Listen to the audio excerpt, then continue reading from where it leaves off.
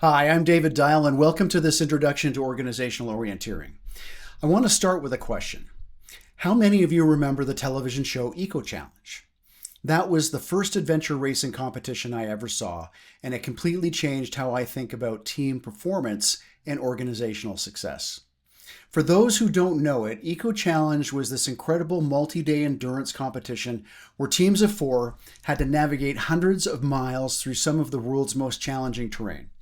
Dense jungles, mountain peaks, rushing rivers, all while working together under extreme pressure and exhaustion. It was my introduction to the world of adventure racing, and I became fascinated not just by the individual athletic feats, but by the team dynamics. What struck me watching Eco Challenge and other adventure racing competitions like Raid Galois, Primal Quest, or the Adventure Racing World Championship wasn't just the physical endurance. It was observing how some teams thrived while others fell apart completely, even when they had similar athletic abilities. The teams that succeeded weren't necessarily the strongest or fastest. They were the ones who mastered the critical elements that I've come to believe are just as essential in organizational life. Adventure racing really taught me something profound about team development and success, which is that individual excellence means nothing if the team falls apart. I've watched incredibly talented athletes fail in races like Beast of the East and Checkpoint Tracker because they couldn't work effectively with their teammates.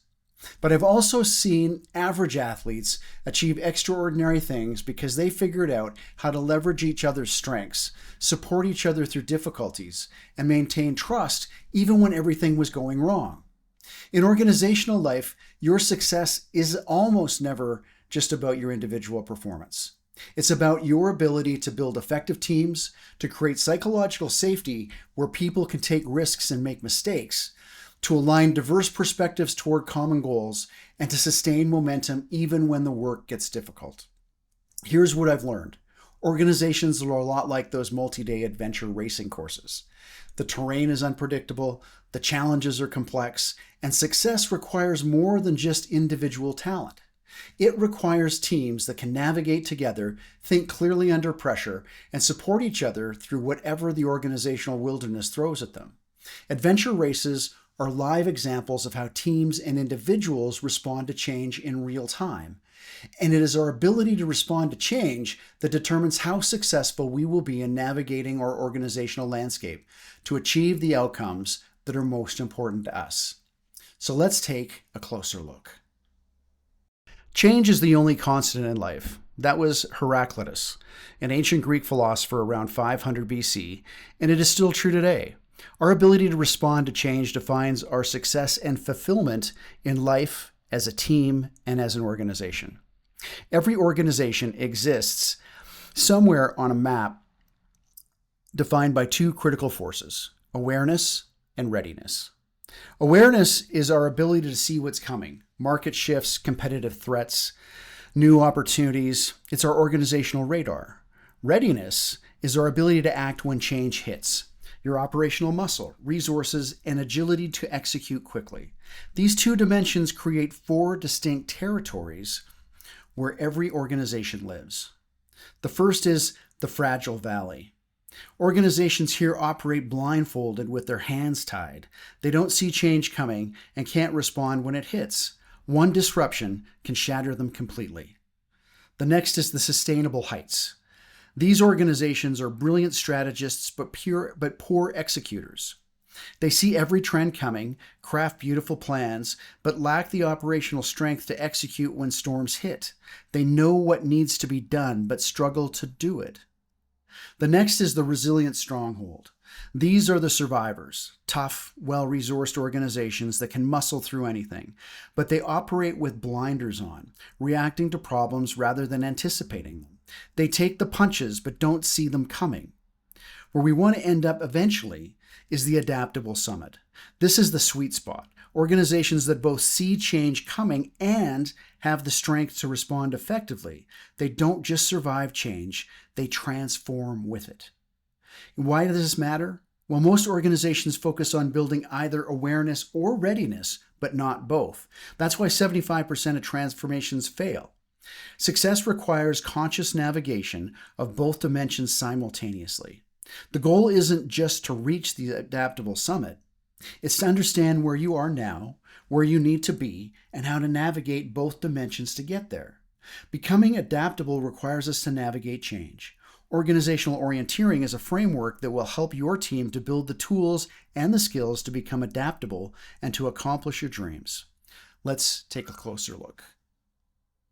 So we've established that every organization is navigating change, developing awareness and readiness, and that reaching the Adaptable Summit requires conscious navigation of both dimensions.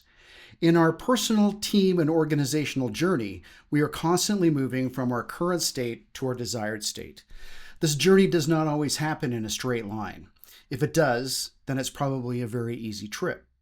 Somewhere along the line, we will encounter an obstacle, limitation, or constraint that will present us with choices, and we will need to make decisions that will either require us to oscillate backwards or to advance towards our desired state. Sometimes it makes sense to regroup, get more information, and try again. When it becomes habitual, though, we know that we have other issues to tackle. Our journey then becomes a series of moments of choice and moments of truth that lead toward our desired state. Along the way, we may even encounter opportunities we did not see, and that will present us with another set of choices. As long as we don't break the law and are true to our values and purpose, does it matter what route we take to our desired state? No.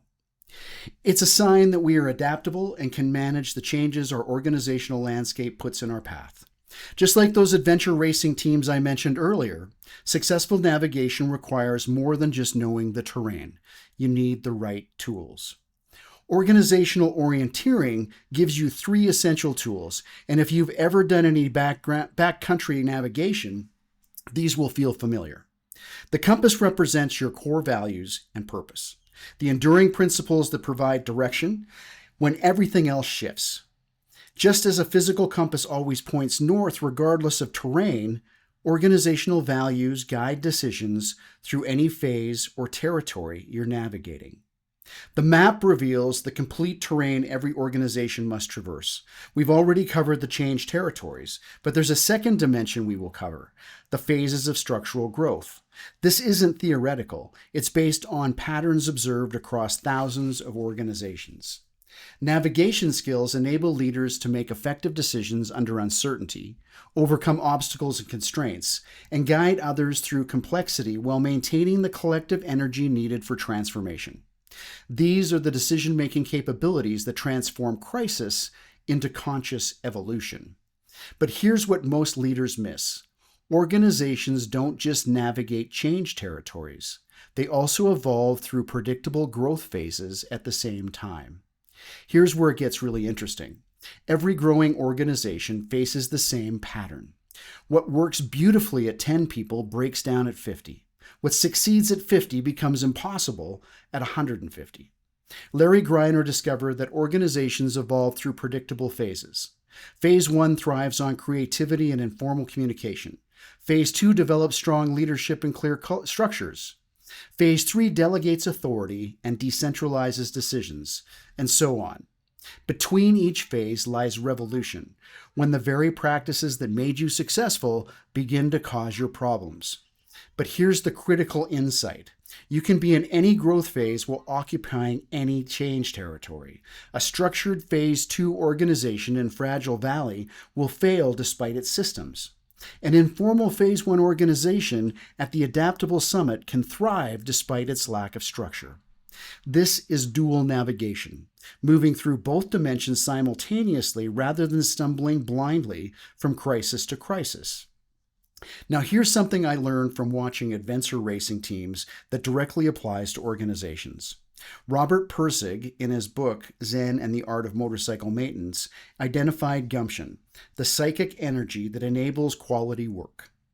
It's your initiative, focus, and motivation to start projects and carry them through to completion. Revolutionary periods and territory transitions don't just challenge structure, they drain gumption through 4 types of traps. Value traps, when people lose connection to meaningful work. Truth traps, when rigid thinking blocks adaptation. Muscle traps, when unsustainable practices exhaust people. Ego traps, when attachment to old identities prevents necessary change. In the Fragile Valley, all 4 traps hit simultaneously and severely.